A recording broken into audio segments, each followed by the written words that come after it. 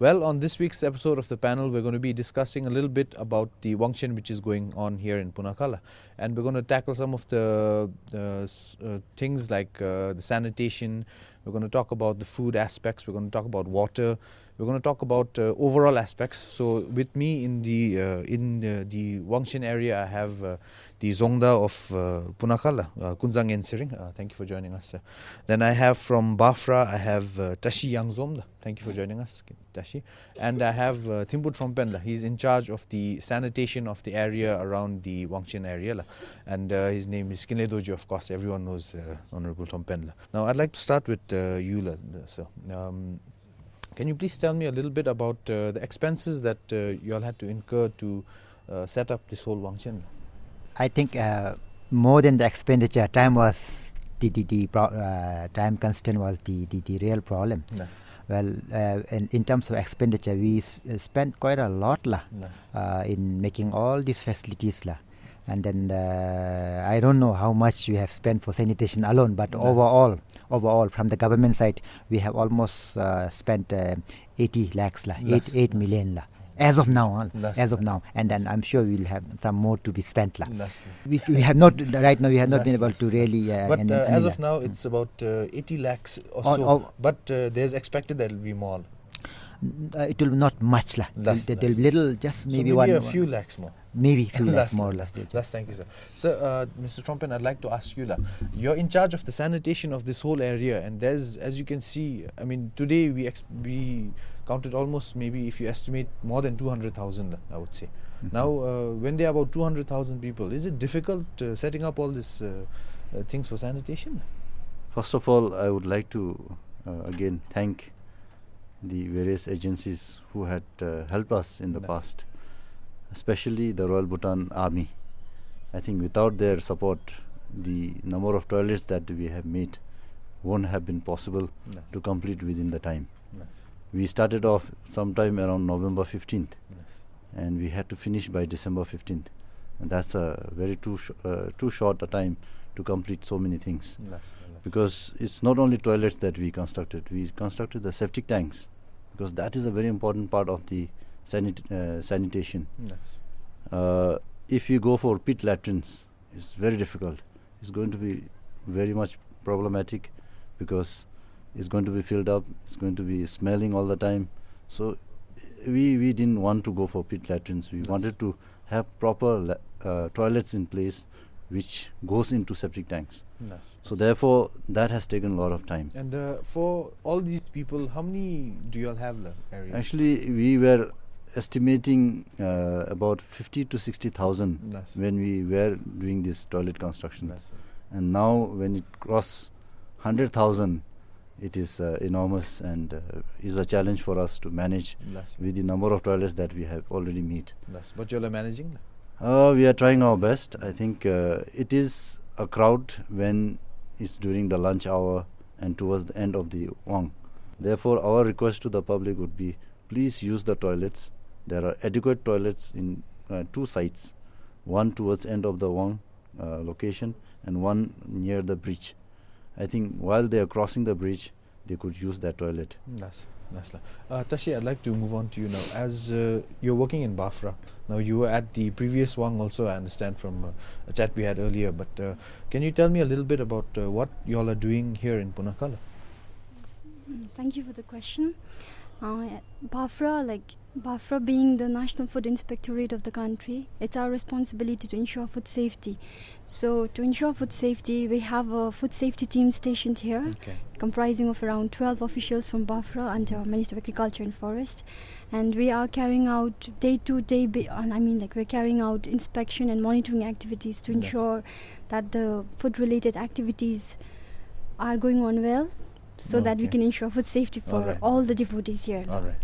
Well, I'd like to move on to the Dzongdag. Now, let's talk a little bit about, it's been quite a while since the Wang has started. And there are a couple of issues which have cropped up here and there, and we haven't had a chance to actually talk about it in the English section of, in the segment of BBS. So I'd like to ask you by starting with the accommodation areas. Now, there was a lot of fuss from people saying that it was too high for them to pay rent and all that. How did you all deal with that situation?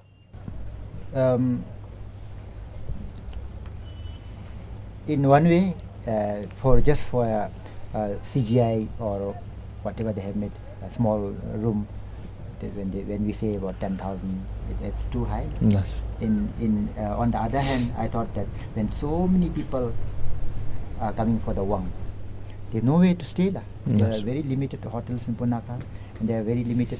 Forget about empty houses. Yes. And then there will be so many people who cannot make makeshifts on their own. Yes. You need CGI sheet, you need some poles, you need whatnot. Yes. So it's better that somebody make it for you, and then as long as they make it comfortable with necessary facilities like water supply and electricity, then I thought it should be okay. Because in one room,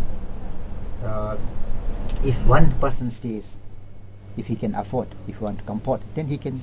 It's up to him. But many of even the makers, those makeshift builders, as well as people who came looking for the house, were always saying that no, we are going to stay in a group, minimum of 5. If only so, let's say one room can at least accommodate about 5 to 6 comfortably. That's 5 to if 6. minimum 5 people stays for a duration of 20 days more. It's 2,000. It is just 2,000 Yes. And 2,000, I think you have to Be you able should to be, you make should be that able money. to pay Less. So if you calculate, we say in Bhutanese we say so much of teach up, If you calculate, I think you have to calculate and then find out. Yes. So I think I won't really. In the beginning, we thought when people made a issue on that, we immediately said that, okay, now what facilities you are going to provide? Then okay, fine. Then how many people are going to be? Are you going to allow only 1 or 2 people? They said no, as many as they can. Then fine, I said. But only condition we put was, okay, you have to provide water supply, electricity, and toilet facilities. So 10,000 was the limit, and the second condition was that they provide water, electricity, and toilet facilities, sanitation facilities. So with that, I thought it was okay. Now, interestingly, you mentioned water.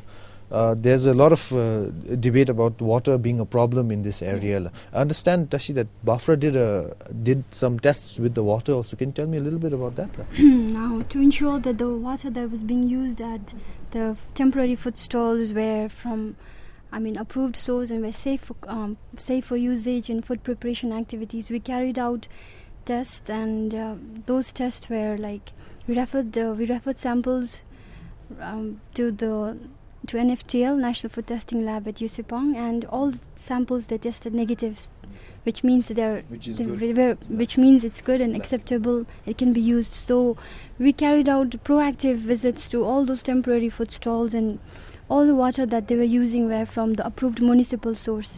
So we didn't have much problem. Now there was a little issue where people were actually starting to pump water from the river to use, and there was a little problem that they weren't allowed to use that water. Can you please tell me a little bit about that?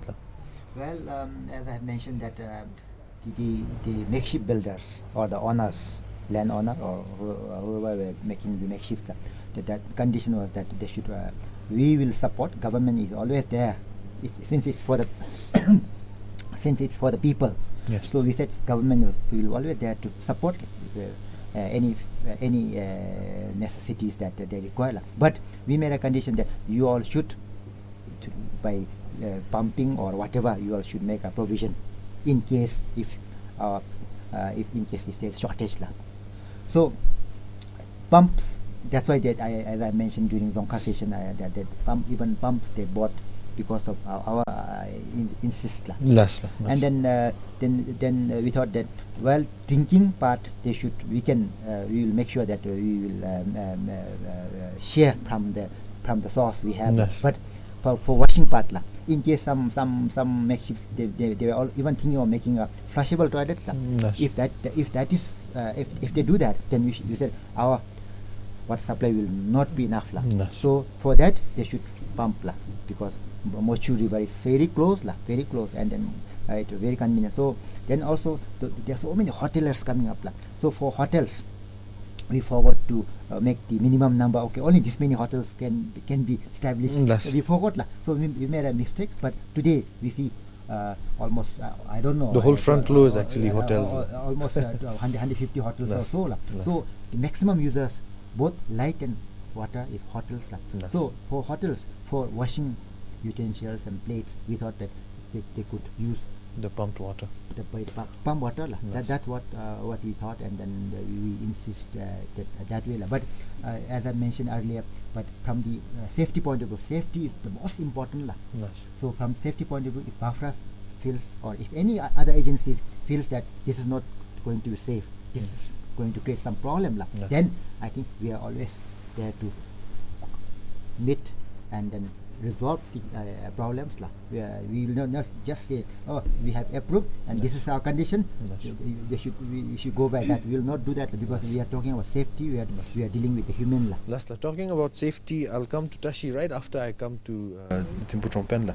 So now all this sanitation, you said you talked about the fact that you all had estimated just a couple of number of people and you all are managing.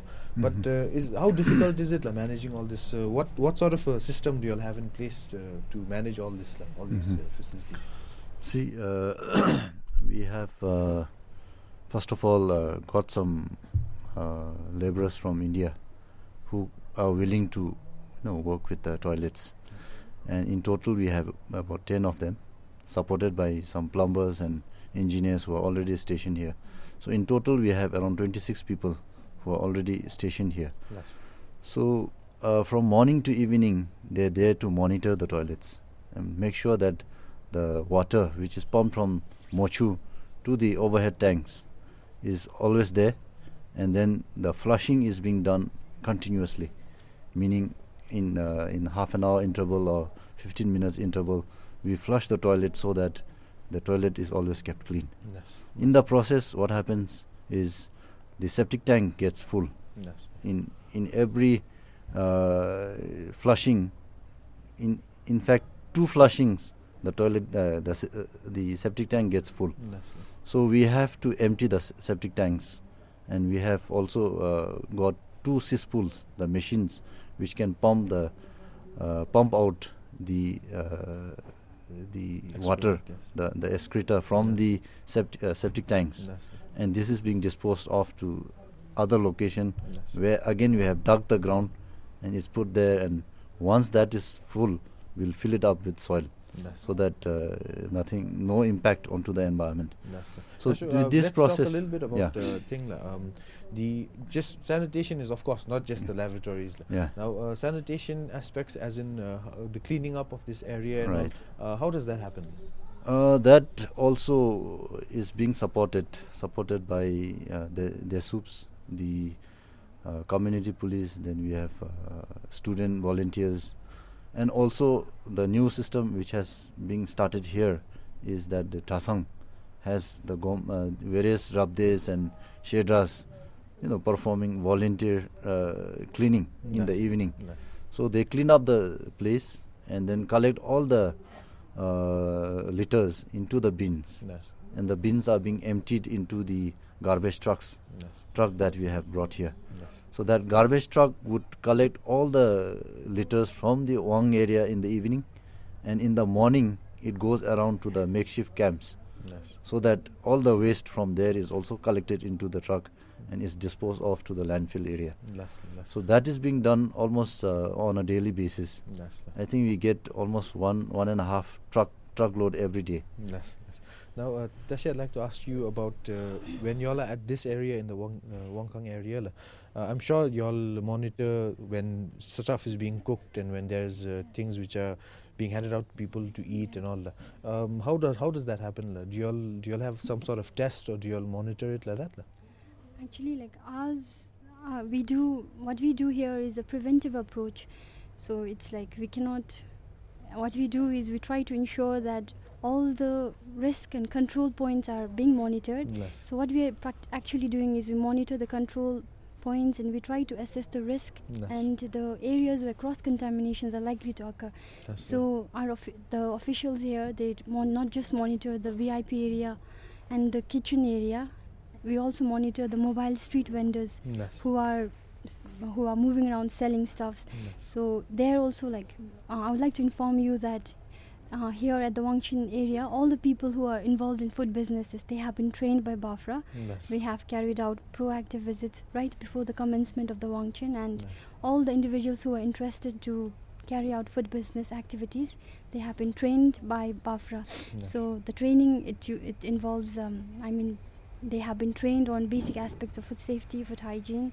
So that's our endeavor towards ensuring food safety. Now, I'd just like to ask you, since you talked about a preventive measure, y'all, correct me if I'm wrong, so y'all actually sort of inspect while they're doing in the process? How early does your day begin then? Because I see in the kitchen a lot of activity and all that. So we monitor right from the chopping. It's a it begins right early in the morning when the cooks are chopping and cooking, processing, handling, right till it reaches the consumers. So we monitor the serving process. We ensure that while serving, no cross-contamination happens, because even if the food is cooked properly, if it's not served well, then it's of no use. So we ensure right from the food preparation. So I would like to say that we monitor throughout the food chain. Mr. Dzongdag, I'd like to ask you, sir, Mr. Kunzang, about I believe that in the shops which are around, alcohol is not allowed. You're not allowed to sell alcohol. Is that true? Yes.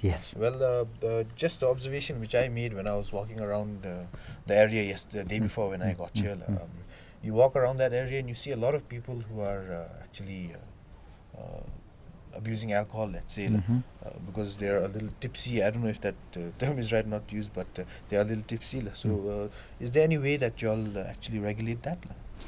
Well, we have our people there to monitor, particularly this one period is alcohol and meat free. Therefore, everybody is not supposed to sell. We have been already informed, and we have also people there to look after, to monitor. But many people, those who are regular on drinking, maybe they bought themselves. Number one. Number two, maybe they go to Kuru Tom, where we have not banned sale of alcohol. And then also maybe because every Bhutanese household, particularly during winter, they have a habit of making a lot of local produce like ara, and then since Changyul area is the camps are mixed with the village houses, maybe those particularly youngsters maybe going around looking for sharing, maybe that. But as of now, Dzongdag administration did not get any report of this hotel or any other makeshifts doing business. As of now, there's not been any problem. No, in the beginning we had some one report. Somebody was caught selling tobacco, which was seized and already taken to the I think police. I don't know. But after that, I haven't heard anything from our people who are on the job, and from the police who are also into that. So overall, I as a coordinator of all the activities happening here, everything is going well, and I have not heard anything which we need to pay particular attention. Now, Tashi, I'd like to ask you about, I said that I'll come back to you later in the show about the water. The water from the river, actually from Pochu, is it safe to drink? Have you all done any tests on that? Actually, in the beginning, we were informed that the water that will be used in the food business units will be from the municipals. Will be the water that will be approved by municipal. So we have carried out tests, as informed earlier. We have carried out tests, and always safe for use. But we never thought that people will actually drink from Mochu. So we have referred samples. The results are yet to be received, and the water that was meant to be, the water that will be pumped from Mochu, it was intended for use as washing and toilet purposes only, not for cooking and any purpose. So is it safe for washing purposes? Actually, it's not. As from my own point of view, I don't think it's safe even for usage as washing our clothes or anything like, because there's defecation going all over the place. It's very visible. So it's not safe from that point. And I would like to inform you that the food units that are there located here, temporary food stalls, we monitor them in a very intensive way. We visit them at least twice a day. So we talk with them, and as of now, like, they have no complaints regarding water shortage, and they have informed us, the proprietors of the food stalls, they have informed us that they are using the water from the approved municipal source, even for washing purposes. The utensils and cooking, everything, it's being done with the use of the municipal approved water, not from the muchu. Mr. Kinlay, I'd like to ask you a final question. When all this is over, when the Wangchen is over, what happens with all the infrastructure that has been made right now? Okay, I can talk only about the toilets. Yes, please. The septic tank, as I already said before, is a permanent structure. It can be reused whenever they have functions in Punakha Dzongdag. The other structures, which are very temporary in nature, because it's all made with CGI sheets, and CGI sheets, I'm made to understand, is borrowed from Punakha Zangshu, so it has to go back. So once those are taken back, I think the toilets, which are made very simple, it's just a drain being made and flushing system at one end to take care of the system, which had to be made within a very short time. It's very much easy to dismantle. So we have to, I think, definitely dismantle the toilet part, but septic tanks will remain. And we also have brought the portable toilets, which were meant for VVIPs. So those will also be taken back. We have septic tanks there too. So those septic tanks will remain, but the outside structures will all be dismantled and taken back. And these can all be reused. Yeah, it will be reused. That's now, Mr. Kunzang, I'd like to talk to you a little bit about some of the other aspects of the Wang. Let's look at some positive sides. You all have a lot of volunteers here. You can see a lot of children, you can see young people, you can see desups all over the place. How many volunteers do you all actually have from where? We have in total around 500 plus volunteers. One is, of course, Tshering. The other bigger, larger one is students. Students from all over, not all over, from quite a number of college and schools, mostly from Punakha. So they are doing a very good job.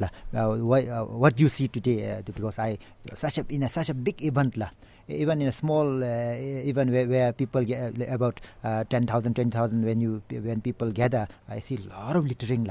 Today, if you say 100,000 people are here, then this is now 8th day.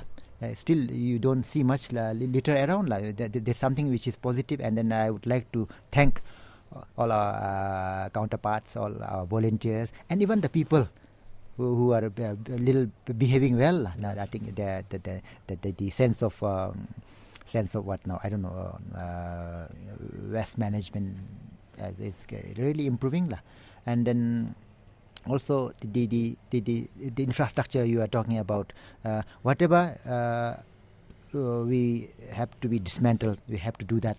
But the infrastructure such as this Wangchen, which is right in front of us, where Jay is initiating the Wang, this is the permanent one. Even till today, so many events such as this, big events has been happening in Punakha, and even in future, because of the Punakha, the importance of Punakha Dzong and Punakha as a place. I think a lot of things will keep on happening, and we can use all these facilities. From next year, even we are saying that now we have developed a very good ground. We have a very good pavilion. We have a toilet facilities there. From next year, all our national events such as National Day, birthday, His Majesty's birthday, and any other events will be very grand. Yes, will be held here. Even toilets, although it's temporary. Septic tank is permanent, but the toilets are all temporary. But instead of, I don't know, we need to discuss instead of dismantling, if we can make an enclosure and keep it Nice, keep it nice. so that So it may be. So there are basically very big plans for. Yes, Punakha. yes, and then thank you so much, I'd like to move on to Mr. Kinlay Trompen. Personally, now I'll ask you a personal question. You've been here for maybe a couple of days, when you've been here, what is the atmosphere like? How does it feel to be in this Wangchen with so many people around, with a common goal? Everyone's here for worship. They're here for a Wang. How does it feel to be in this crowd? It's a very amazing situation, amazing experience that we Bhutanese have so much faith in our religion. I'm very amazed that such a crowd has come from all over the country. And we have from outside the country also. Outside the country as well. So it's very pleasing and very amazing to see such a big gathering, and everything is going so smooth. Thank you, sir. Now, Tashi, finally to you, on a personal note, how does it feel to be in this area where there's so much going on? It's a huge privilege to be here. I mean, it's a huge privilege to be here in such a blessed atmosphere, to be contributing in our own small ways towards ensuring safety to all the public. So I'm very thankful towards my department for granting us the opportunity. I'm afraid we're out of time, so I'd like to thank Dashi Dzongdag, Mr. Kunzang. I'd like to thank Tashi from BAFRA, and I'd like to thank the Timpu Trompen, Dorjee, who's in charge of the sanitation of this area. I'd like to thank you at home for joining us on this edition of the panel. It's a pretty chilly night, and I'd like to thank all my guests for being brave enough with me and facing the cold right now. I'd like to thank you all so much for joining me. Until next week, this is Tenzin Rabgye saying bye-bye.